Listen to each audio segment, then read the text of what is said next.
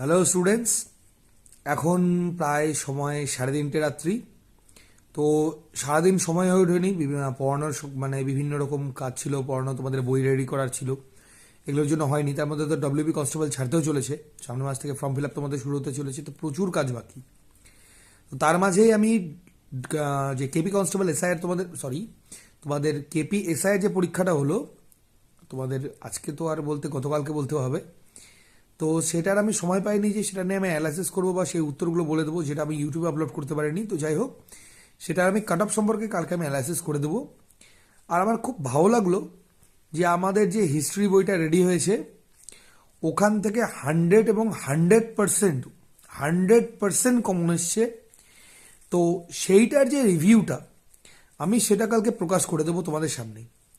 smart Galaxy থেকে যে আমাদের বইটা পাবলিশ করা হয়েছে তার থেকে একটা প্রশ্ন